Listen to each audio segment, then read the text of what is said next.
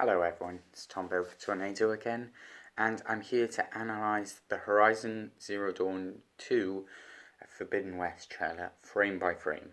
So, if you haven't seen the little video before, just the one before this one, which was just a synopsis of what I think will happen between the two games, we'll start with that one because there's some things that I'm going to pick up from there onto this video. But in the meantime, we're going to start with the main trailer, and I'm going to frame by frame go through this now. So at the start, it's showing obviously the sea, and that leads into what I think are cliffs at the first point, but are actually destroyed buildings. Now, because this whole game is taking place in San Francisco and along the coast, I believe that this will be the main part of San Francisco here. Maybe an extended part, they extended it out into the sea. It was the old ones, so they could have expanded the whole city into the sea a little bit, maybe even up as far as the Golden Gate Bridge. But then it pans back to another, you've got to love the art style here, because you can see all the leaves rustling and the detail, and that PS5 engine, it's just really working well to get all that detail in frame without loading. It looks so much crisper, so much cleaner. You see the mist, the sky, the water, and I've always liked the sky in Horizon Zero Dawn. I think whoever designed that did a top-notch job, but certainly, as I've explored in my previous videos, the further into the mountains and sort of off the map you get, not the lazier they were with the details, they never expected anyone to go there, but the idea was, I think, that they didn't need to do as much work out there, because you were never meant to go there, you were never meant to see it. So by doing that work, they cut maybe a few corners maybe, and certainly the higher you go with buildings as well, like the detail goes down to it's the same post, you were never meant to see that high, you were only meant to see it from the distance, certainly never from the inside. I don't think when they designed the game they thought, yes, we'll design this building all the way from the ground all the way to the top, because some idiot's gonna start climbing on the inside where you're not meant to, and jumping up even higher than the map should do. But for us adventurers, it's kind of flat to see that you can't get up there. But this detail looks, I'm seeing every brickwork, I'm seeing all the leaves move, and looks like they haven't been lazy and replicated things, and you don't really see that in the first game, not at ground level. But the further up you go, and certainly the further out of the map you go, you start to see repetitive structures, designs, certainly in the buildings, Devil's Grief, Devil's Thirst. After a certain height, all the inside structure starts replicating, and you can see mirrors where they've just cut corners and thought, right, I'll split this building and just put the same on this side as on that side, just for the sake of easiness, because no one's going to see in there. But obviously, I saw in there. So, little things that are hidden away, like the goose swarm that's inside the central buildings, and just things that just were never meant to be seen, but it's just looks great detail here. You can see the birds flying over, and the mist in the buildings, and every single tree and bush moving, and graphically in with the winds, but not mirrored. So they're moving sort of at their own pace, which is kind of cool, because, sorry, I'm meant to go around this side. I got the video in minimalist view, so I can tap and move and do everything. I won't do that, because that's obviously where the camera is. Sorry, everyone. So this, I would imagine, is a little further back from the coast. So we've got the main city, and then further back is what I talked about before, which was the Cowell Sprawl. Now, there was certain references to this on the, I'll bring my notes over here, on the previous data logs that I explored in the last video, and they talked about running out to the suburbs, or the suburbs I suppose, to train Minutemen. Now, there's not too much detail on the Minutemen, but honestly I think they're called that for two reasons. The first being that they probably signed up last minute to defend their home, because by now the swarm is right on their doorstep, so they'll defend their own city. So maybe police, firefighters. If you ever played the Division 2, there's like a ragtag army that's made up of like helpers, firefighters, ambulance workers who step in like at the last minute, and I think it's sort of that, and as well as anyone else who's signed up at the last minute and saying, hey, you know, our family's been evacuated, but we'll help the army defend and try and stop them here. Because obviously Zero Dawn were trying to buy time for Zero Dawn, because they still think that Zero Dawn's going to save them. So they sign up maybe last minute, and that's why they're called Minutemen. But I think there might be a more callous reason they're called that by the soldiers, because they'll last about a minute in battle. It's harsh, but at this point they're throwing bodies just at the swarm, just trying to stop it. And they say that they pulled the robots inland after meeting heavy resistance, after trying to stop them on the beaches. And there was talk of the garbage patch being set alight and ablaze, so that robots kept coming in with burning sludge, so that they didn't have to kill them on the beaches. Instead, they were already coming in with burned up machine parts, so they were already destroying themselves until the swarm recalculated. Now that's very interesting, I think, because it does show that the swarm, although has a hive mind, doesn't have an AI mind. And that's very important, I think, because even though Hades was very advanced, it wasn't a full AI. Sobek said that herself. It's not a full AI. The sub-functions of Gaia were never meant to be full AIs. They're just programs following a procedure. Same with Hades. Same with all the other programs. It was Hephaestus that was just following its base core programming. And same with the swarm. It's not an AI. It's not thinking solutions. It's just behaving as a war machine. It sees a problem and eventually it comes up with a solution. It doesn't see ahead, effectively. It doesn't see, if we go through that sludge, all my robots will burn, therefore we'll go round it. It means that the robots have gone through the sludge, it's seeing losses, and then it's recalculated to go around it. It's not foreseeing the problem, it's reacting to the problem. So after its units have been destroyed, then it recalculates. So that's very important. The swarm itself was never controlled by an AI. It was only controlled by a machine system, not a full AI.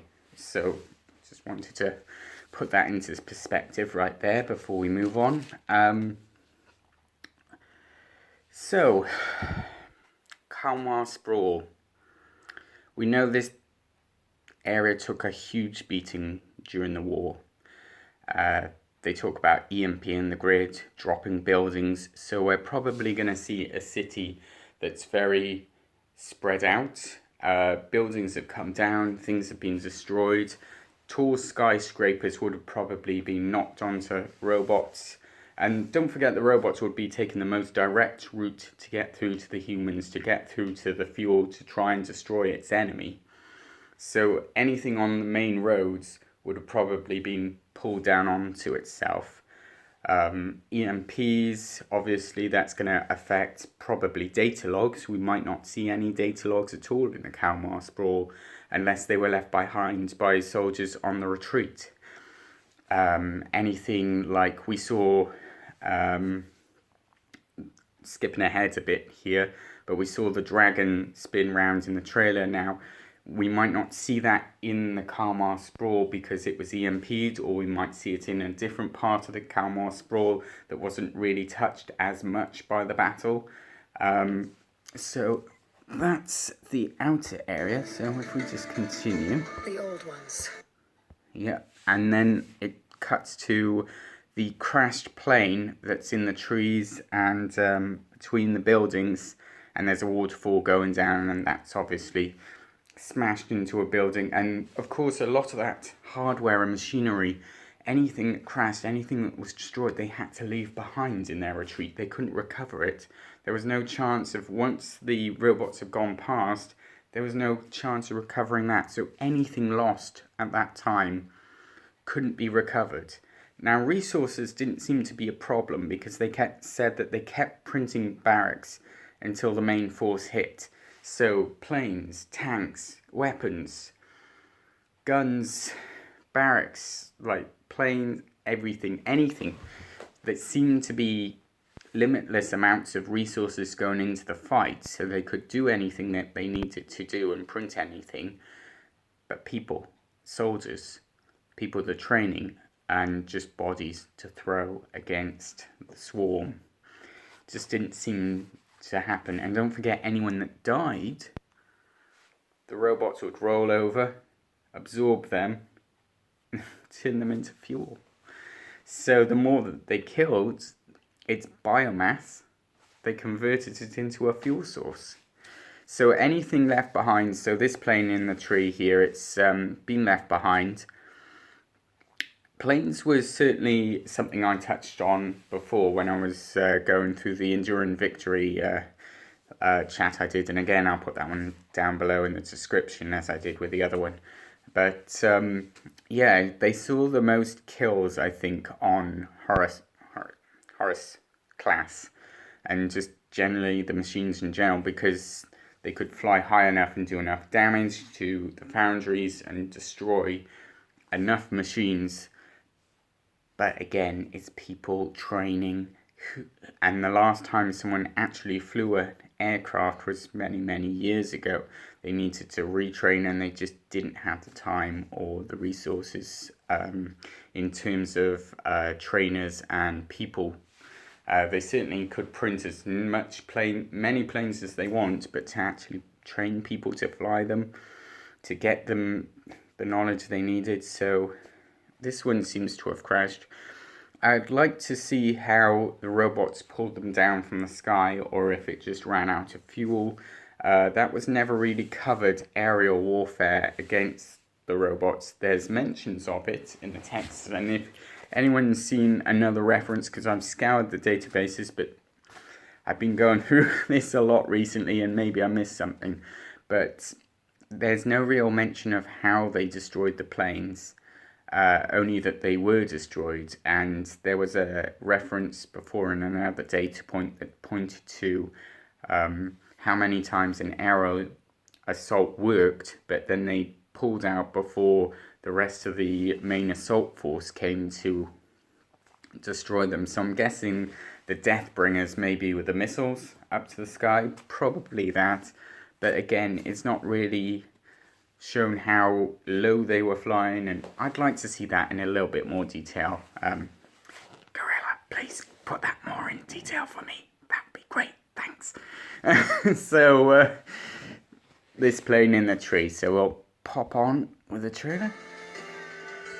Alright, the ship's on the beach now, just showing the abundance of wildlife. And don't forget now, because we're in an area with lakes, we're in an area with a lot of lakes, even like down by the cities and along the shore. It's not a sea. It looks like a sea, but when you can see it from the air, as I have, it's actually a giant lake. So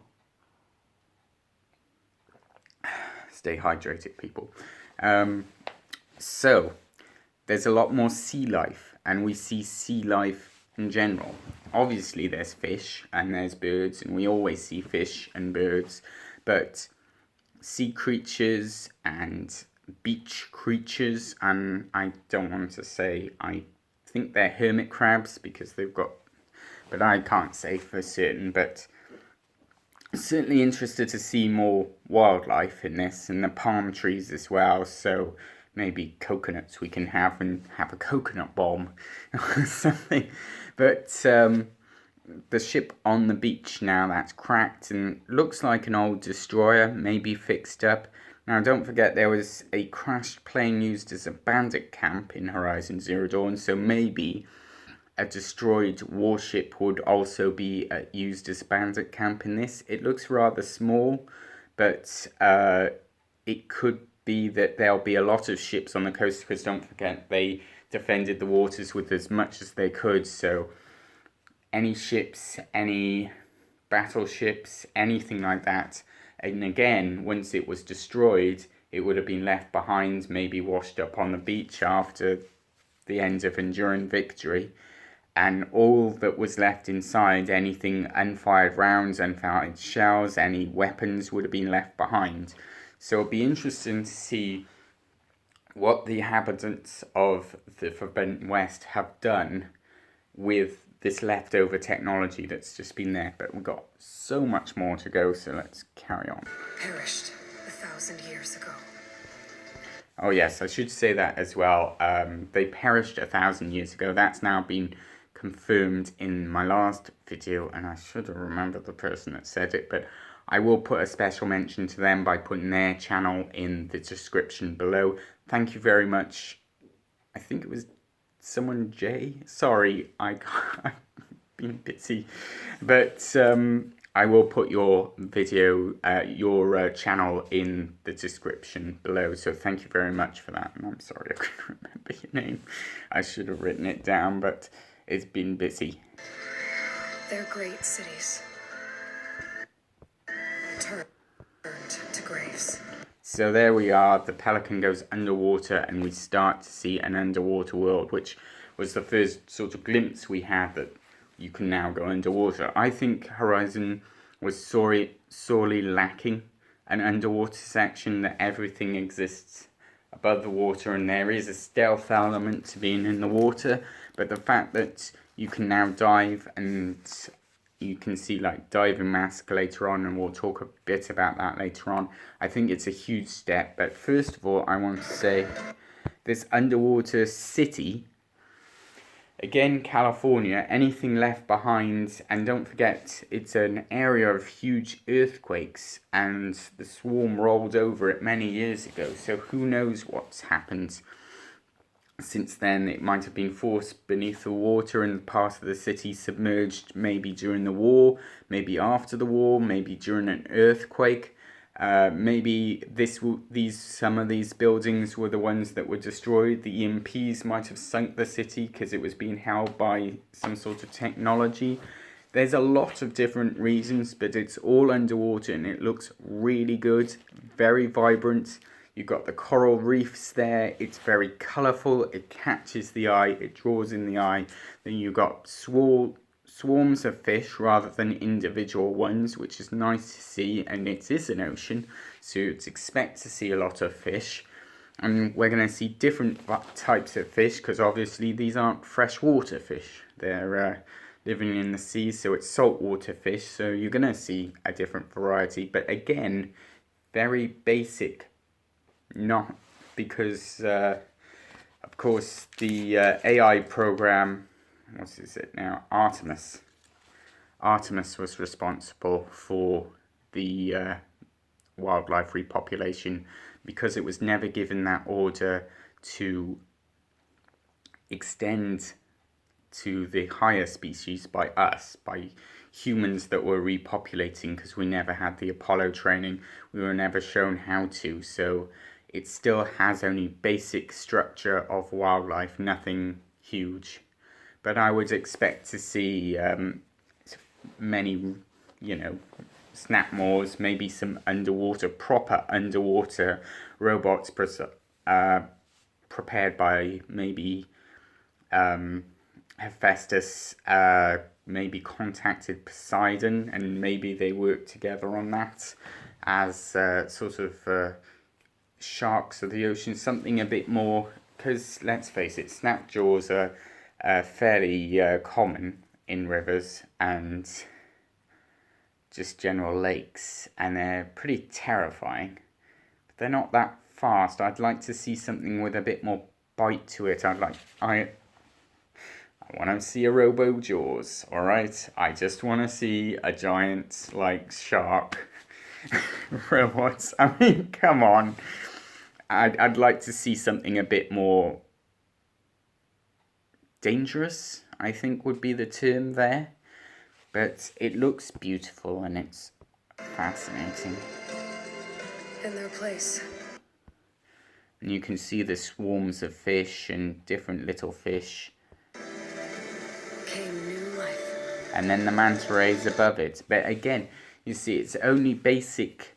There's no predators we're seeing here, and maybe we'll get into this a bit more as it goes on. But all life, it's widely thought, came from the sea. So having a rich and vibrant sea, I would think, would be a high priority, but that would be up to the designers of Poseidon and what they thought would be best for the ocean building on the future. So you can see, like, all these little programs, yes, they're working away in the background and cleaning everything and tidying and putting it back the way it was. But then I'm imagining that they probably communicated at some stage with each other to get the oceans right, to make it correct for the stage that they were in. I mean, there's no point releasing plant life into the ocean if they're not clean yet. So these machine programs probably communicated one with another, being controlled by Gaia. But without Gaia, do they still have that level of communication with each other? Just the little feelers just to communicate with each other, because that could explain what's going on later in the trailer, but we'll get to that in a minute. So the hermit crabs on the beach, and look, you can see every single grain of sand in that shot. It's so perfect. The new dangers. So new dangers, and then it shows the sweeping red that sweeps across the beach. Now that very much looks like the red of Hades with the integral, like when it hacks a machine, it goes to that red wiring. But they're plants, and I believe it's, I really hope I pronounce this right, Demeter that handles plants. Correct me if I'm wrong, but again, that building system I talked about just before of communication between the two programs, has Hades used that communication bonds to take control, much like Cyan was in the Frozen Wilds, and take control of that core function. Now Hades, like, when it shows its power, it's red. When Hephaestus invaded Cyan, it was purple. But the original program that attacked Gaia was also red. Now, it showed as red. It might be a coincidence. But the fact that Hephaestus is purple shows it's a different, like, entity. It's a different color. It's a different, almost like person, really. It's a different program. And this is, you know, Hephaestus. I am purple. I am maybe blue light mixed with red, a bit of Hades in there, but who's to say? It really is left a lot up to interpretation, and I'm sure we'll know more as time goes on. Alright, so you've got Aloy going along the beach on a charger. Classic machine. I think we'll see more of them on the plains rather than in the jungle, because there were some in the jungle, but I think that was in Zero Dawn 1. I think that was just to get you about quicker. I don't think there was any need to have them there other than as a use as a mount. They were a plot point, basically, a progression point. You didn't want to run from here to there. I don't really want to see them in a jungle. I'd like to see something new. I think we'd all like to see something new. But from like machines on planes, I want to see machines in habitats. I want them to see them almost confined to habitats a little bit. That's just me. I mean, I'm just a bit like that. But I don't really think that a jungle city environment is an area for herd grazers. Maybe something a bit more fancy. I'd like to ride a long leg, maybe. But anyway, pushing on.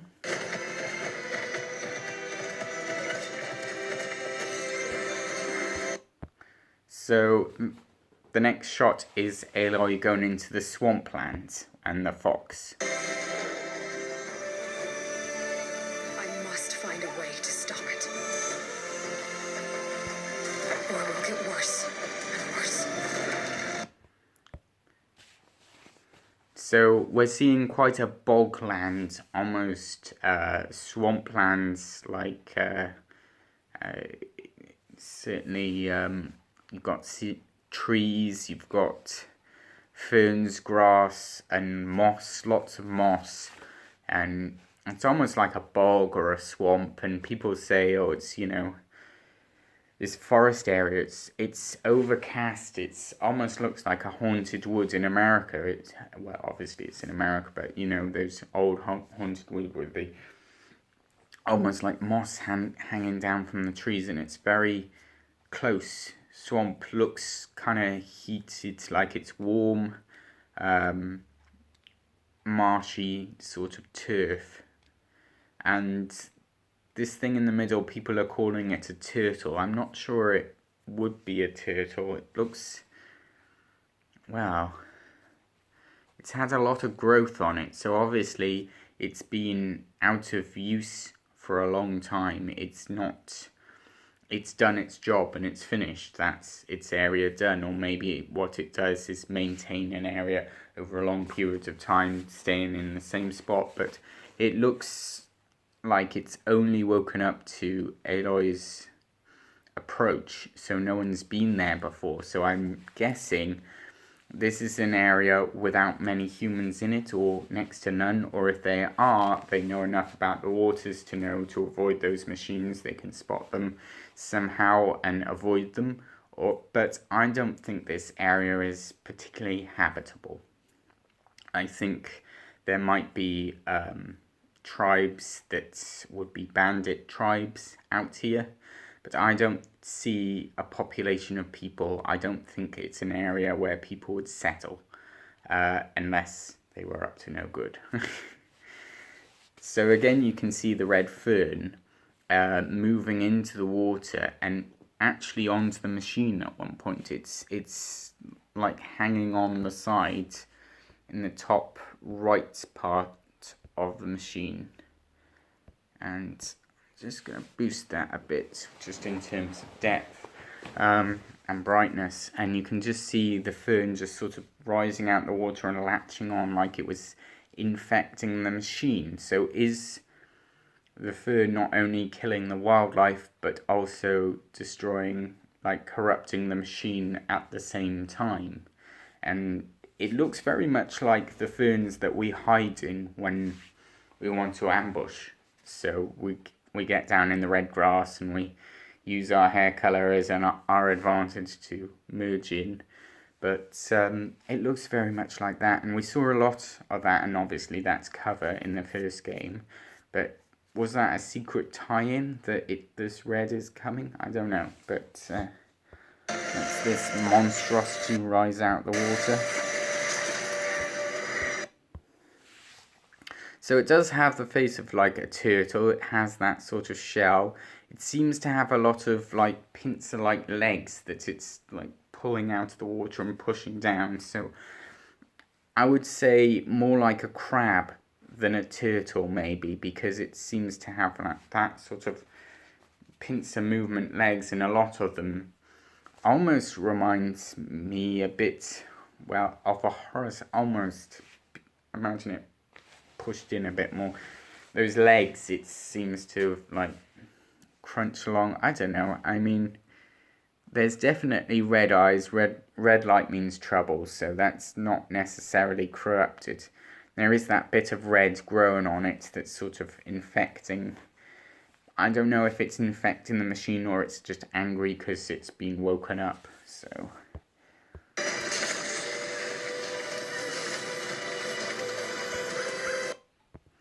And it points its head up to the sky, and you see the storm forming overhead again.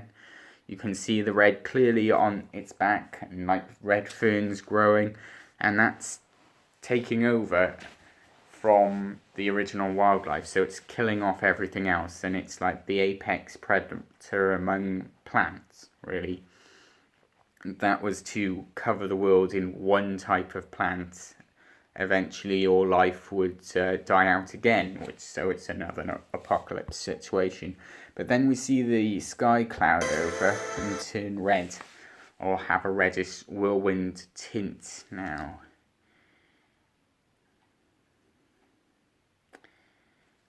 I forget who was in charge of the air. I don't have it in my notes.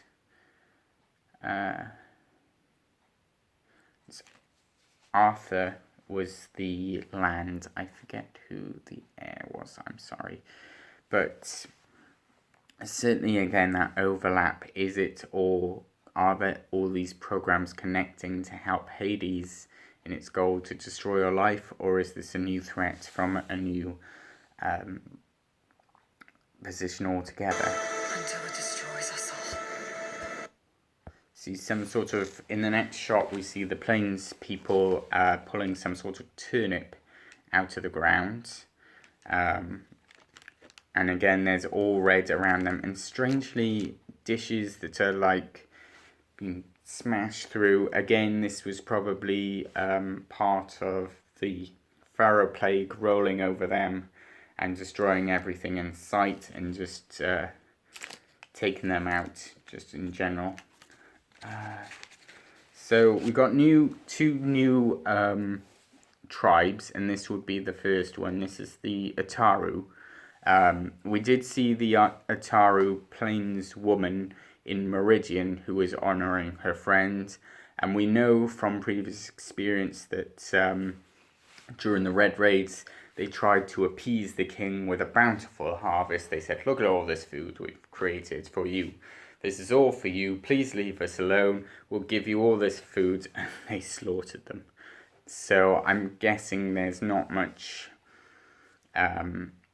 Certainly they didn't have enough people to defend themselves. They didn't have any fighters among themselves, or enough to defend themselves against Meridian and the might of the Mad Sun King. So I'm guessing there's certainly a certain amount of hate towards Meridian from them for